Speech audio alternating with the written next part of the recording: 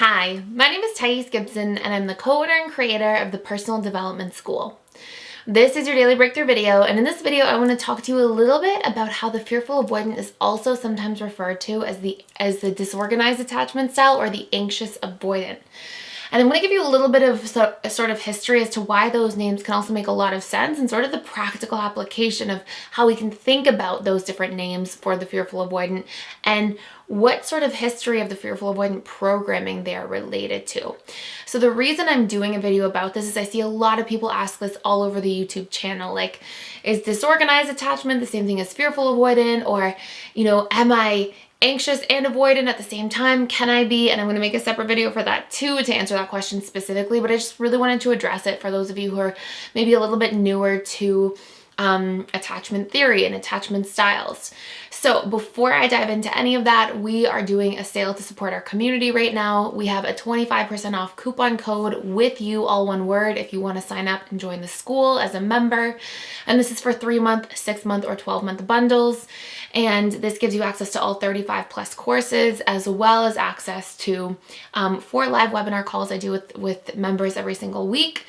A webinar library of like almost 200 previously recorded webinars besides those 35 like pre-recorded courses, and access to our internal community. So our members lounge, members forum, Discord chat channel, people break out into mastermind groups, all these sorts of things. So I'll put a link in the description box below and one on this video, and let's talk about this topic. So fearful avoidant is what I personally learned when I was doing a lot of work and studying of attachment theory to be the name of the fearful avoidant attachment style, but I actually find that there's a little more practicality in either the disorganized or anxious avoidant names for fearful avoidant.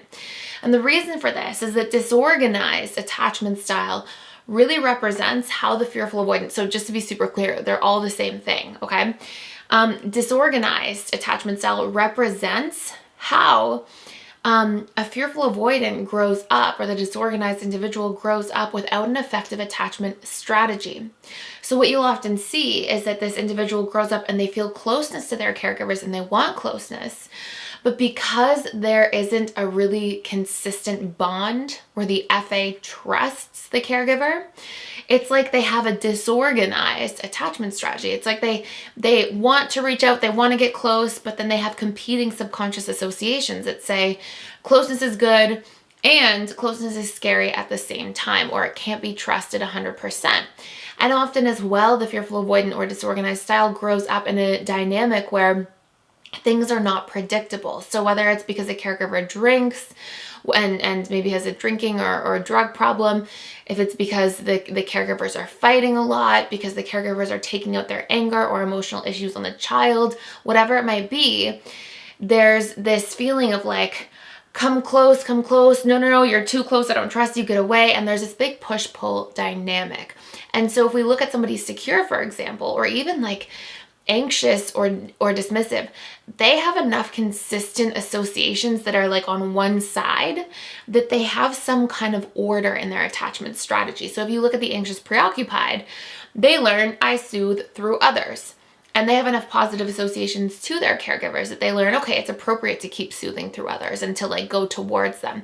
Dismissive avoidants feel like I can't soothe through others. I can't get my needs, at least emotionally, met through my caregiver.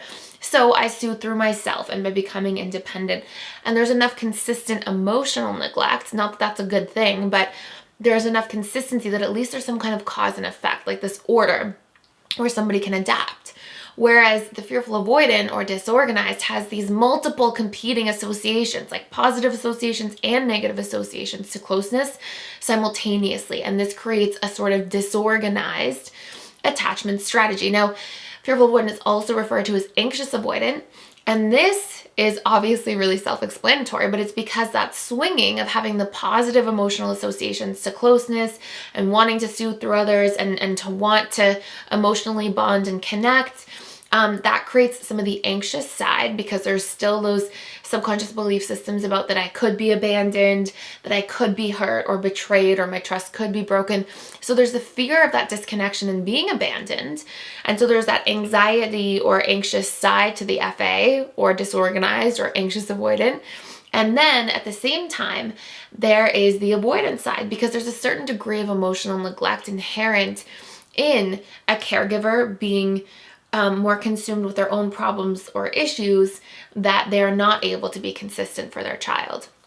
And so that one-sided emotional neglect of sometimes the caregiver like emotionally dumping on the child or taking their anger out on the child, or just not being able to maybe stay sober or stop fighting or whatever it might be, that creates the avoidance side, because emotional neglect forces somebody to feel like, okay, well, I can't soothe through you, so I'm going to cut off from you and shut down and soothe through myself. And so when we talk about anxious avoidant as the fearful avoidant, it's the swinging, it's the going from anxious to avoidant, and it's that ambivalence that the fearful avoidant often experiences throughout relationship dynamics. And this is one of the most challenging parts, is that fearful avoidants will often have a hard time settling into a relationship and feeling like they can settle down and feel safe and feel comfortable, because they have this consistent swinging of like, wanting closeness, fearing it. And this is because of those competing associations. And so what has to happen is what makes up those subconsciously programmed associations and beliefs about what closeness is, what it's supposed to be like, feel like, what it means. Those things need to be reprogrammed in a healthy way, so that closeness can feel safe, can feel stabilizing, and somebody can want to be consistent around having closeness to somebody else, but also have the ability to maintain the relationship to themselves too. And this is part of what leads to healthy interdependence. So just to be super clear, these are the different names that you'll often hear for fearful avoidant. I think those are the really practical reasons for why, and I do like that those names sort of contain that inherent meaning and those pieces about what fearful avoidant means. But just to clarify, anybody who's wondering, that is an answer to your question. I hope this was helpful. Thank you so much for being here and for watching. Please like, share, and subscribe if you're getting a lot of value out of this channel, and I will see you in the next video.